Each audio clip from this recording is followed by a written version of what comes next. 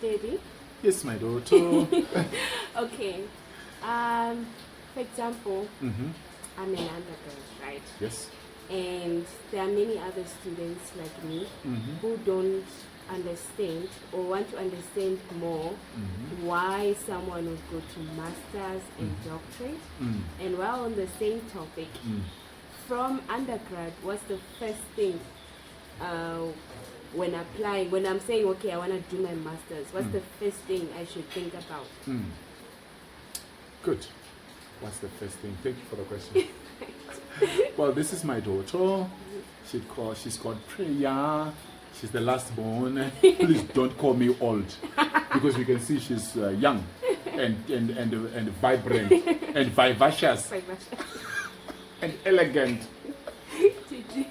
Okay, so she's called Priya, Lady P. I'm gonna tag her in the comment section. I'm Dr. Wilbert Mutoko. I've been an academic for 13 years now. And I've also been an external examiner. I'm still an external examiner for a number of institutions.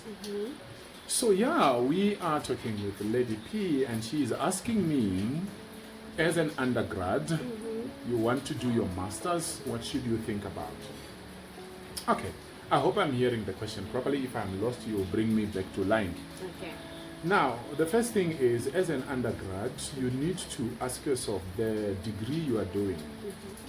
Is it, because also remember, we are talking to people not only in South Africa. In some countries, you can do your undergrad, even if it's a bachelor's degree. From there, you go straight to do master's. But in South Africa, you have your undergrad degree, then you need to do a 1-year honors degree. Then from there you do your master's. Yeah, so it just depends on where you are. So the most important thing is the vision, the direction of your life. What is it that you want to achieve in your life? Because it's not just about rushing to do a master's, rushing to do a doctorate. What do you want to do? What do you see yourself doing? And I understand sometimes it's difficult to, you are young. How can you tell? Sometimes you feel like being a nurse.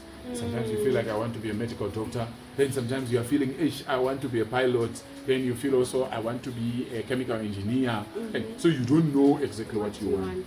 The important thing is to try and map your career path. Where do you see yourself? So that you link your undergrad to your master's and then to your doctorate. Because the topics that you are going to choose, and even the degree you're going to choose, sometimes even the institution you're going to choose will affect your future. Let me stop there so you can make a follow-up to see whether I'm in line with what you're asking. Okay. Now that you've answered the part where I asked why masters, right? Oh, why? Yeah, that was the importance, like why masters, why? Okay. And then now it's what, like when I'm applying for masters, right? Like the whole process. Okay. What should I start with? Like, what's the main thing? Is it the proposal, the topic? Like, what am I thinking about? Okay. Yeah. Maybe still on the why, I can add to say, when you go to school, you're not just doing it to get a job. You're doing it to stretch your mind. I want to say this with all respect, without looking down on anybody. And let me put it this way. There was a time in my life, let me give my own example. There was a time in my life when I was not yet educated. And if somebody angered me, the only thing I quickly thought of was fighting. Yeah. Even when we are playing, it's, you pull each other down. But as you continue getting educated, education has a way of shaping the way you think. I'm sure you know, I don't want to mention places because it will look like I'm looking down on other people. We are all different and we do things differently. We have different careers. But there are places you go to. There are certain, I don't know whether we can call it a career, but a way of living that people do. When you get there, you see people joking, they are beating each other, they are fighting. But when you get to places where people are educated, they don't fight with their fists. They use their mind. So what I'm simply saying is the higher you go in terms of your education, the more, because there are some frameworks, you learn some theories, some models, some concepts that sort of, and then the networking, they shape the way you think. So at standard, let's say standard 7, for example, or grade 7, there is a way you think. And then you get to junior school, there's a way you think.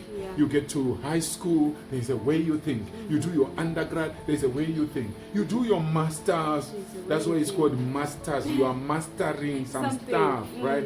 Then when you get to doctorate, your level of thinking is even more stretched.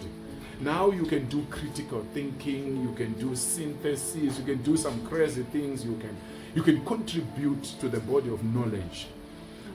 But how it happens is such that it's like a pyramid.